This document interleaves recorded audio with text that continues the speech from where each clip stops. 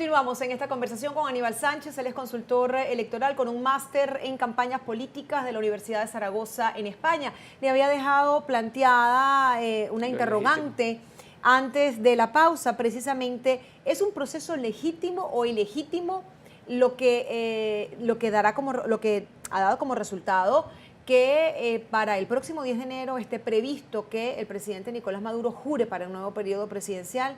¿Qué se gana votando el próximo 9 de diciembre? ¿Qué se pierde votando el próximo 9 de diciembre? Fíjate, nos metimos en dos temas. Un tema tenía que ver con lo que fue el proceso presidencial que se llevó a efecto en Venezuela para las elecciones de mayo, catalogado de legítimo porque fue convocado a través de un órgano que también carecía de legitimidad, porque fue convocado por la Asamblea Nacional Constituyente, una asamblea que en su momento fue catalogada por ilegítimo por la forma en que fue hecha la convocatoria y respetando el estamento jurídico vigente. Incluso en el campo mío estaba irrespetando lo que tiene que ver con el sufragio en general. Las personas esas no lo dominan y los que nos ven tanto en Venezuela como afuera, el sufragio tiene unas características para que se pueda ejercer en democracia, que es lo que todo el mundo oye, que el sufragio tiene que ejercerse en forma libre, universal, directa y secreta. Estos principios los dicta desde 1948 en los tratados de los derechos humanos, fue ratificado incluso en el Pacto de San José en su artículo 21 y 23 respectivamente. También está en la Constitución de Venezuela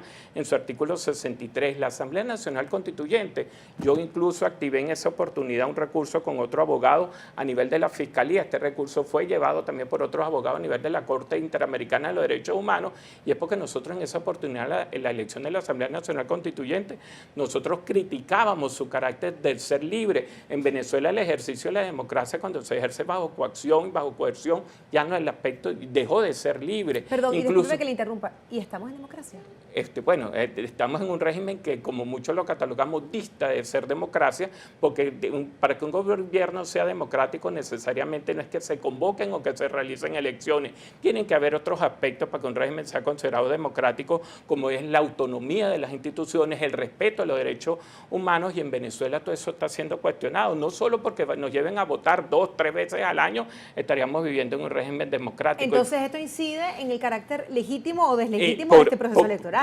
Proceso electoral, del resultado y de lo que va a ocurrir en enero. Estamos hablando de la ANC, fíjate, la ANC cuestionamos todo eso, no fue ejercida bajo una forma libre, incluso el cuestionamiento del voto secreto, uno de los derechos que es tan importante. El voto secreto en Venezuela estaba cuestionado cuando se ejerce lo que es el voto asistido, el voto acompañado de manera ilegítima. Incluso en la semana pasada, hace 15 días, se ejerció en Venezuela un proyecto, un simulacro de lo que iba a ser el proceso de elecciones de este 9 de diciembre, y yo hice un cuestionamiento ahí que muy técnico que tenía que ver incluso con el tamaño de los paravanes, Aymar, algo que es tan sencillo, la cajita de cartón que protege la máquina, que protege lo que es la membrana, eso tiene que tener unas medidas técnicas de manera que tú puedas garantizar de que el voto sea secreto. Incluso en la Asamblea Nacional Constituyente nosotros criticamos incluso hasta el aspecto de que el voto tiene que ser ejercido de manera directa.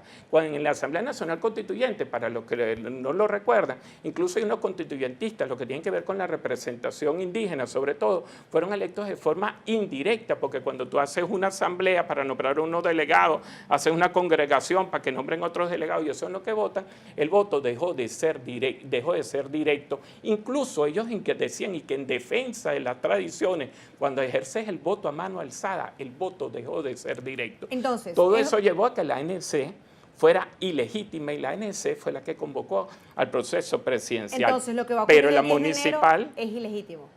Si lo tomamos desde el punto de vista de que la convocatoria, de que el proceso carece de legitimidad en su convocatoria, pudiéramos decir que la renovación, la reelección del periodo de este presidente para un nuevo periodo pudiera ser ilegítimo, y esa es la base que ha llevado a que muchos otros países, 111 países ya incluso se pronunciaron en esa oportunidad. Pasa que nosotros los 111 nos han sancionado. Claro, pero aquí hay evidentemente una jugada del Consejo Nacional Electoral y del gobierno del presidente Nicolás Maduro, porque el que está convocando las elecciones municipales es el Consejo Nacional Electoral. Exactamente, porque esa es la diferencia. Aquí incluso a veces la gente lo que quieren llamar abstenerse, a veces no miden lo que están diciendo. Este es el único proceso que no ha sido convocado por la Asamblea Nacional Constituyente. Entonces, porque el CNE actuó por omisión de la Asamblea Nacional Constituyente, porque ellos reconocieron que los concejales debieron haberse electos conjuntamente con los alcaldes en el año 2017. Dos preguntas puntuales. ¿Qué se gana votando?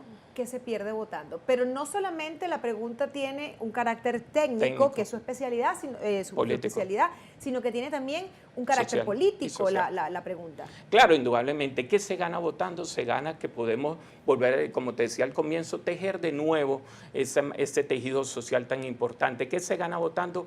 Motivar a la gente. Es la oportunidad que tienen los que adversamos a este régimen de poder llegar, transmitir un mensaje distinto. Se gana organización, se gana estructura y sobre todo la oportunidad de volver a llevar un mensaje esperanzador, un mensaje alternativo a esta gestión que a veces nos hace falta y sobre todo tener eso, organización. Esto dentro del marco de la legalidad, porque también no hay es que, porque incluso en la ilegalidad o en la inconstitucionalidad o en la ilegitimidad, cuando te llaman a un proceso eleccionario, así no sea completamente legal, tienes la oportunidad. En esta oportunidad, comenzamos la entrevista hablando de que habían 53.000 postulaciones que se traducían en 13.000 candidatos. Eso son 13.000 personas, son 13.000 líderes comunitarios, que es todo un ejército, Aymara, de gente distribuida geográficamente representativa de toda la geografía. Son 13.000 voceros que yo puedo tener en el país, no buscando votos. No midamos esta elección por la cantidad de concejales que vamos a sacar,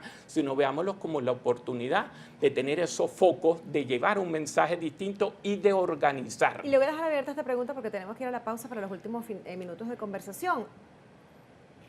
¿Se reduce esta oportunidad cuando los electores no están debidamente informados? Cuando el Consejo Nacional Electoral pareciera que ha inflexibilizado la posibilidad de hacer campaña electoral, cuando pareciera que no hay condiciones equitativas para hacer una campaña electoral. Son tres preguntas, se las dejo abiertas, vamos a la pausa y a los minutos finales de conversación con Aníbal Sánchez, consultor electoral. Ya volvemos.